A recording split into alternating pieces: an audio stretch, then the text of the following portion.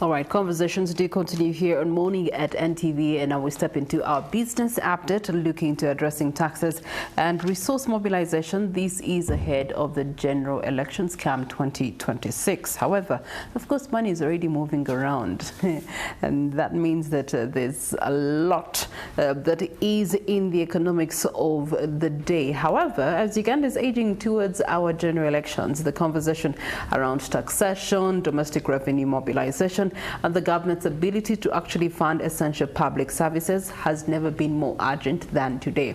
You have now the opportunity to ask your leader directly, because they're doing door-to-door, they are in your rallies. I mean, you're in their rallies, they are in your compounds, they're in your fields, they're in your markets, they're in your schools, they're in your offices. And so this morning we want to unpack what these taxes are meaning for you, the ordinary citizen, for you, the business owner, and of course on the national budget spectrum, especially at a time when public expectations for social protection, welfare programs, as well as accountability are rising sharply. And so I'm being joined by Gloria Nakajubi, who's the Programs and Advocacy Lead. This is with the Center for Budget and Tax Policy. Through her submissions, we're going to be helped together to understand where Uganda's current tax landscape stands and where the pressure points are and what reforms need to be applied in order to move into the election year comfortably or a little bit smoothly, or at least as far as the taxation is concerned. They can't speak for themselves. I am Priscilla Regina Naluga. Gloria, good morning to you, and you're most welcome. Good morning, Priscilla. Mic check 1, 2. Oh, thank you so much for watching the debate. I do understand that you were very observing. Well done. That was amazing. Thank you. Yeah. All right, so as we get into that, I think we had a conversation at the debate around the economics of the day, and taxation was very big on that. And as a Center for Budget and Tax Policy, you are observing the tax regime. And in the current financial year, Ugandans are saying taxes are increasing, and yet incomes are not increasing. They're stagnant. Are we taxing fairly, or are we simply taxing more without improving the other elements that should make taxing fair? Yeah, you know, now that you mention or reference the debate, I mean, because we are looking forward to a new administration, or well, it could be the same, but yes, a new term. And as you rightly say, one of the big questions of the day then was, okay, there's a lot of promises. There's a lot of, I'm going to do this, I'm going to do that. But the question is usually, of course, in the economics discussions, where there is service delivery, there also has to be revenue mobilization, because you need the revenues to be able to offer the services. And I think we did keep hearing, I think one of the candidates has that campaign tagline of that, putting money in your pockets, very, very important, because that's what every Ugandan is looking at. Yes, we all want money in our pockets, but the question is usually the how.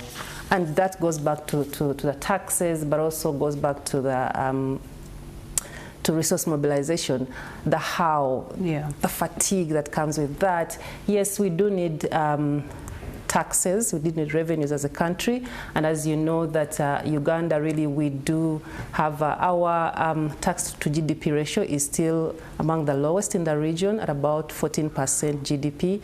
So you do realize that we actually need the taxes. And as a citizen, of course, that is your responsibility as a citizen to pay taxes, because that is how government offers you services. And because I think the biggest discussion has to be, okay, have we paid our due taxes?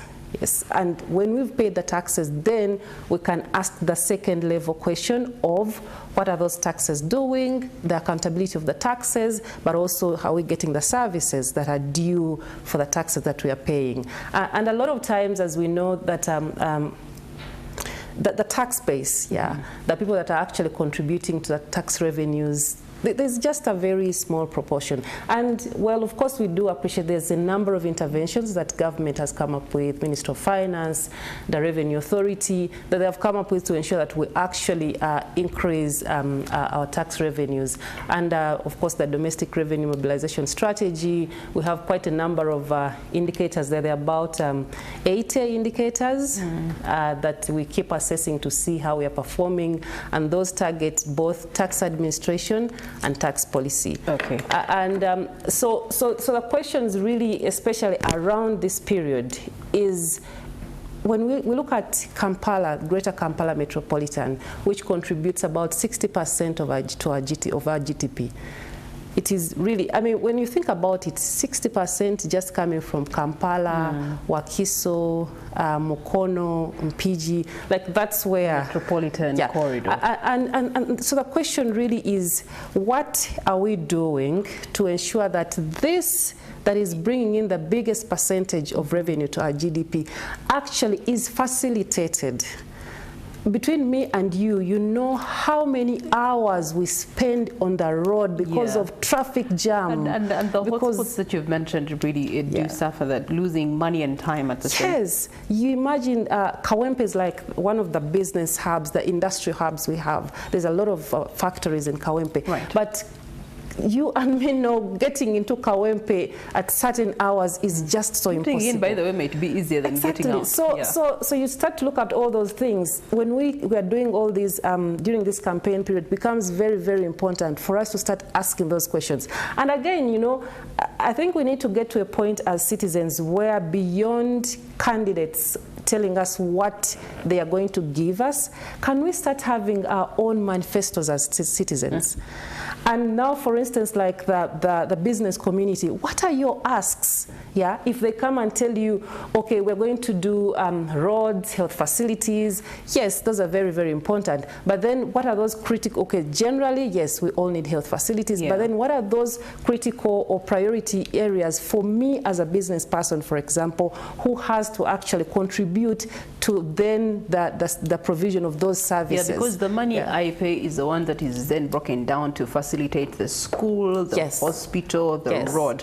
And so if I don't make this money, I won't pay taxes, and then you won't have a budget to run. You won't, we'll be debt strapped, because we'll have to be borrowing all the time, because people cannot contribute adequately to finance our budget domestically. Gloria, it begs the question, from your observations, what can truly be done? Because you have mentioned the metropolitan corridor, Kampala, Wakiso, and Mukono, and it could indicate that maybe there's some things that are being done within these specific areas that can be transferred to other regions in order to then also improve and increase on the taxing that is in those, or the potential of tax paying in those other potential regions. Yeah, you know, when you talk about those, it is interesting when you talk about revenue mobilization. I was reading some data where they were talking about that when you talk about own source revenues at local governments is about 4%. I mean, you start to wonder how exactly, apart from, because all these now have to rely on the central government to basically send in money to facilitate service delivery. But of course, all those local governments have potential. And as you rightly say, what can actually be done to fuel these local governments to be able to generate own resources? And one of the things has also been the lack of formalization. That is also not just restricted to the local governments. Even here in Kampala, we always have the statistic that talks about how 70% of our labor force is in the informal sector, how I mean, most of our businesses really. So we are largely, for lack of a better word, we're a very informal country. Yeah, and you know, with that kind of informality, it really becomes quite challenging to be able to draw taxes from the population. But also, there's a lot of illicit financial flows, and then there's also, of course, you know, we can also give credit where it's due. We know that the IFRIS that created a lot of noise But that was a very, very good intervention. I think the challenge was how it was introduced, but also the lack of awareness and lack of appreciation. And I think generally, of course, we all know, paying taxes is not a very easy thing. Okay. Yeah, but I think, you know why it is not easy? We've also already talked about service delivery.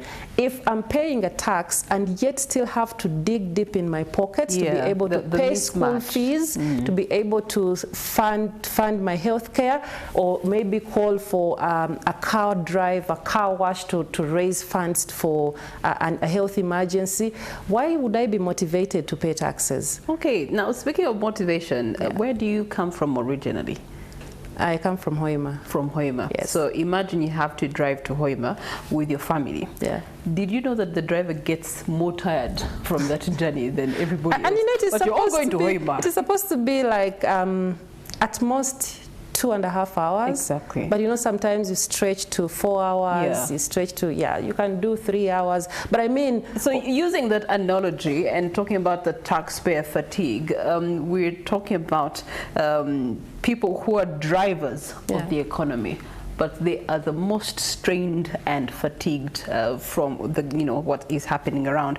It begs the question, how are we as a country actually growing revenue without suffocating the very same groups, the very same sectors that are holding the economy of this country? Yeah, you know, it is a very tricky balance. Yeah, because there has to be something that is done first and then the other follows. I think we will still agree that at some point we're going to feel suffocated.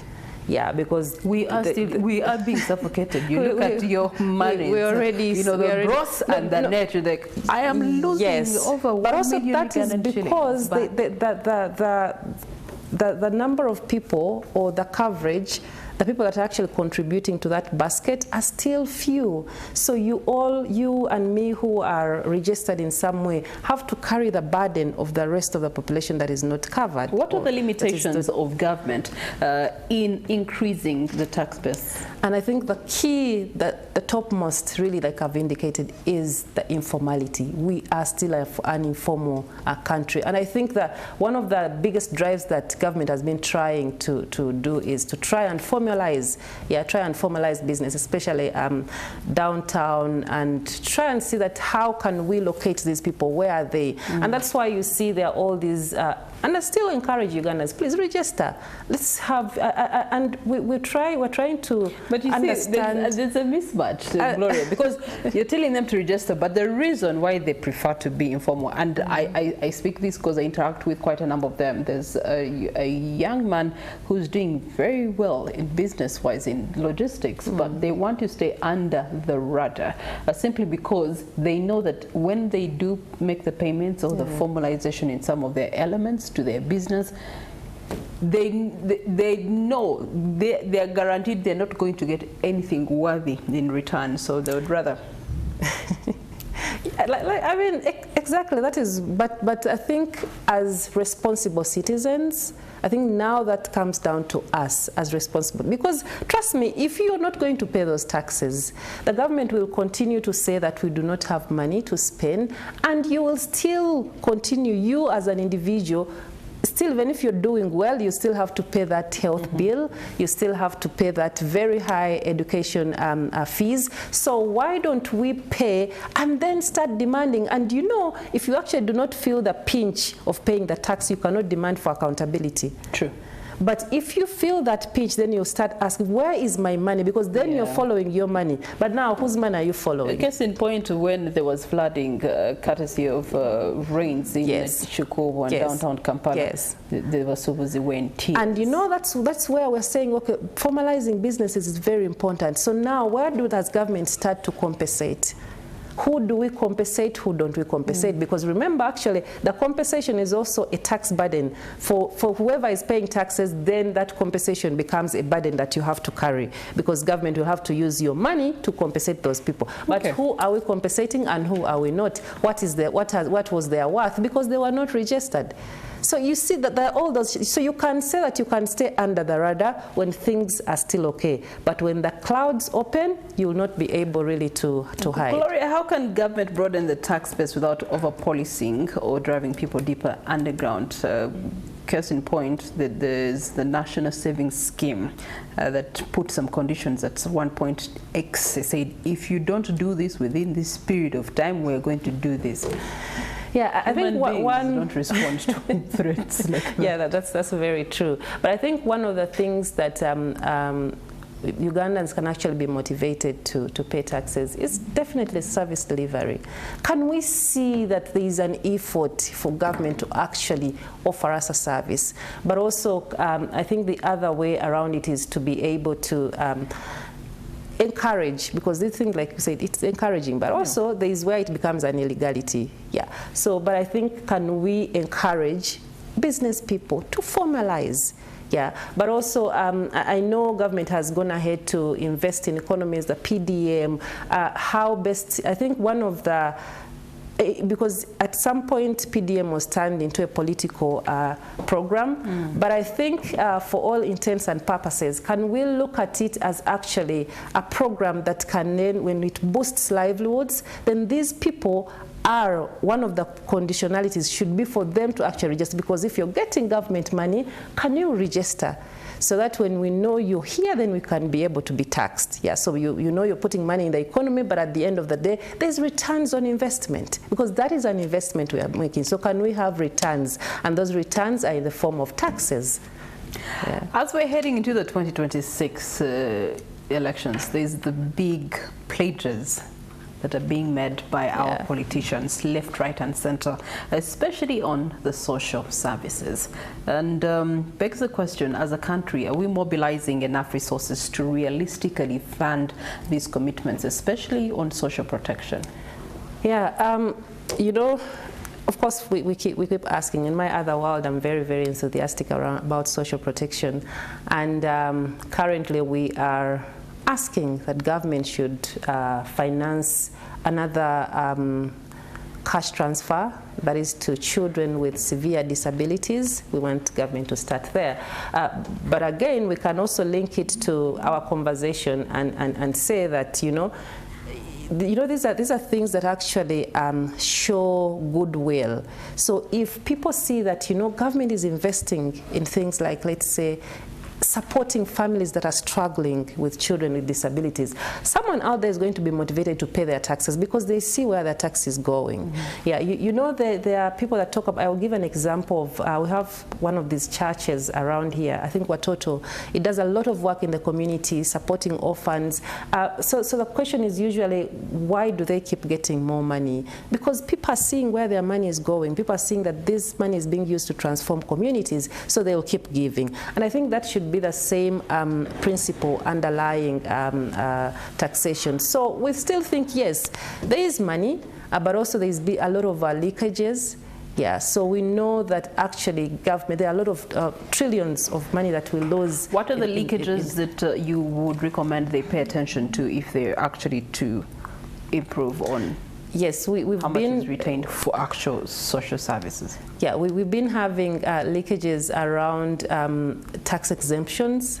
Yeah, so who is being exempted? Yeah. And you know, it has also and been that really majorly favoring non-Ugandans. Yeah, and you know that and money you're taxing is Ugandans. Yes, that money then is repatriated, because give me an exemption. If it is to Ugandans, we know that money will stay in the economy. Like South Africa has it, that a certain percentage has to stay within the country. Yeah. So, but you can also understandably, I think it has been, for a growing economy like ours, it has been one way of attracting investment in the country. Yeah, but how is that growing the economy? So, you're attracting the investor. The investor is coming and they get everything on a silver plate and they're taking the money back. True. So how is that economic development? The other argument has been that, yes, they come in, then you have more people that are being employed, you know.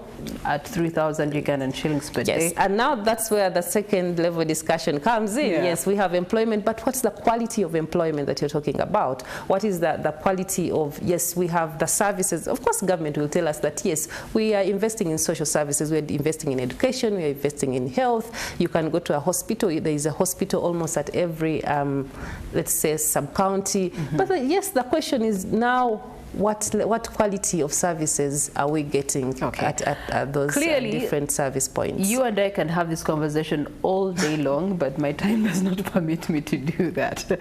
And so we'll continue to eat on a cup of coffee. However, what would be your closing recommendations as both to all stakeholders, primarily, that are contributing to a better economy? Yeah, of course, to highlight, today we as a Center for Budget and Tax Policy are hosting the business community, traders, and like I indicated, we want to get them to point to their asks during this political period.